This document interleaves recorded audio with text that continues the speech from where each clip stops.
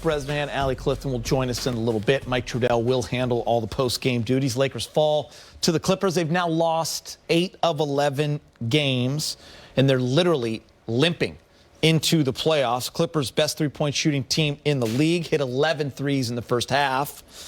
7 guys in double figures, and kind of never looked back, James. Yeah, this game, I didn't expect, a win. I just wanted the guys to come out and put up a good fight. Wanted to see AD play strong. Unfortunately, we didn't get to see any of that. This is not what we, drew up at the beginning of the season. I mean, there are no excuses, but there have been a plethora of injuries. And so this is where we are finding ourselves, standing right now. Uphill battle, big game tomorrow night, determining game tomorrow night. So we just have to hope that we can get everybody back healthy, regardless of what's going to happen. It's going to be a playing game or not. We got to get ready for whatever's going to happen. It's looking a little bit bleak right now, considering, the schedule we have left. But we just have to hope that we can get AD, LeBron back. I heard Reggie Miller on the telecast talking about it. If we get everybody back healthy, doesn't matter where we are, especially in this type of season, we just have to hope for the best in that category. Yeah, more injuries, James. It's kind of a sad thing to see AD go down tonight. Eager to hear Frank Vogel talk about it because we all saw his ankle get tweaked. And then, of course, the report came out that there were some back spasms that were keeping him from returning to the game. Maybe AD himself talks tonight, although there is an NBA rule. If you leave a game because of an injury, you don't have to talk to the media afterwards. Bottom line, is he going to get on a plane, in an hour and a half and go up to Portland with the team?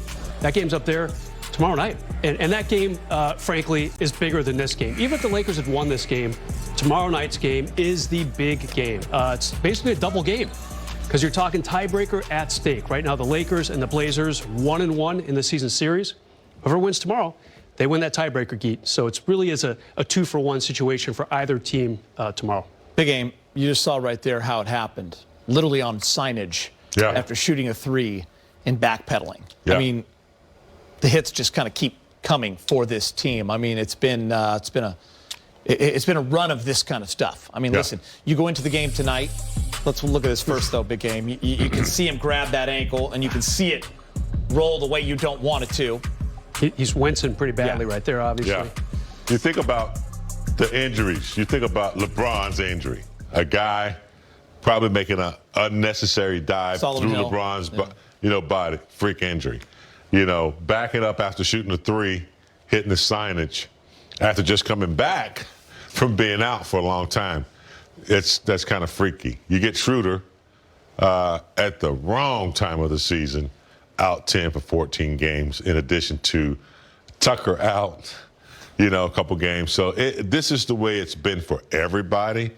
Donovan out in Utah, Murray out in Denver. You got Butler in Miami. You got it's everywhere because of what happened last year. Quick turnaround. So this is where we find ourselves in a must-win tomorrow night to have that tiebreaker. So it's the way it is. Yeah, by the way, Lakers 7-12 without LeBron and AD in the lineup. They've yet to play a game without LeBron, Anthony Davis, and Dennis Schroeder. So that could be a first tomorrow night. Again, we don't know if AD is going to even go to this game. There's a chance he's going to play in this game. So it's a little bit premature to just say that, but you take a look at the standings there.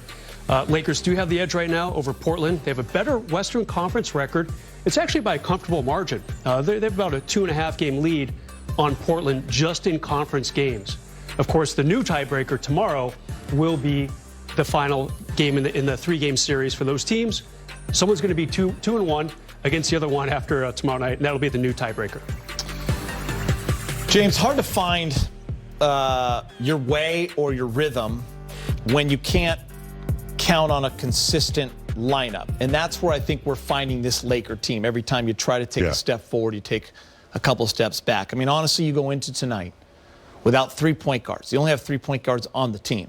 Now Alex Caruso's running point, and of course he can. He's a guard. He's a point guard as well. I mean, he's usually plays the off guard position. But it's like going into I saw a tweet tonight about it's like going into a football game without quarterbacks, right? Yeah. I mean, you can play a style and you can do okay, but it just seems that's what keeps happening to this team. I mean, there was a graphic tonight they showed on the broadcast. February 14th, This team's second in the You're right. league. Nipping at Utah's heels. Yeah, right behind Utah. Yeah. Yeah. And there it is. There it is. And then it just slowly, Magic. Got away from him. February 14th, that's when AD got hurt. Then Gasol goes into the health safety protocol, and then Dennis Schroeder went in there missed 4 games, and LeBron got hurt, and everyone knows the story. But 2nd to 3rd to 5th to 6th, and then tomorrow kind of will solidify where you end up just about. So It is what it is. It is what it is. And, all teams have suffered a little bit, but I don't think anybody in the team has suffered, in the league, has suffered quite like the Lakers. Yeah, there's been some teams that have missed some players for the rest of the season, but you talk about the defending champions with LeBron, people were looking at them to at least make it to the finals this year. Now all that just goes away like in a puff. And you can go back and you can think about the Sacramento game, you can think about Toronto game, you can go back and try to capture some games. It's too late. You got to take care of business what's in front of you right now. And it's going to take really a mind over matter, a band of brothers that can go and get it done. It's just like one game. That's what they got to focus on right now. All their energy, a back-to-back game, they got to pour all their energy and try to come up with a win against a team that plays well in Portland and is desperate. Yeah. So. And if AD doesn't play tomorrow, that's another ball handler that you can't have on the court. We haven't even mentioned Taylor Horton-Tucker, expected to also miss tomorrow night's game because of a calf injury. So you really are running out of people who can just simply bring the ball up court. You got Caruso, Anthony Davis. If he's out, you have to subtract him. Kuzma, I guess, can do a little dribbling.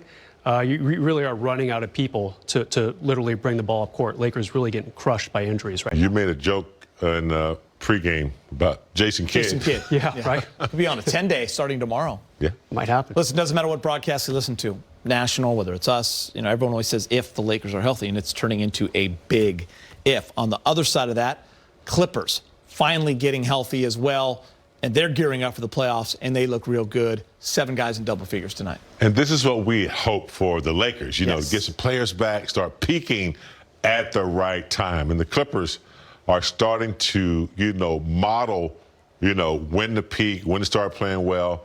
Kawhi Leonard coming back, Beverly coming back tonight, of course, Paul George, and then you have Jackson and Batum, who's I think is going to be a big help for them. And then Brez, a big, I don't want to say a surprise, but DeMarcus Cousins coming off and doing what he did tonight. Yeah, he can score the ball. There's no doubt about it. His defense is not spectacular.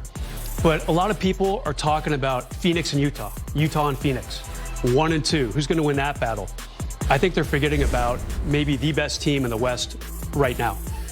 Lakers, can't really count them, just too many injuries. James and Chris, the Clippers are about a week or 2 ahead of the Lakers as far as getting a healthy squad. Kawhi missed about 2 weeks, but he came back a few games ago, and he's doing what he has to do tonight. He doesn't need to score 30 points. Only had half that number tonight.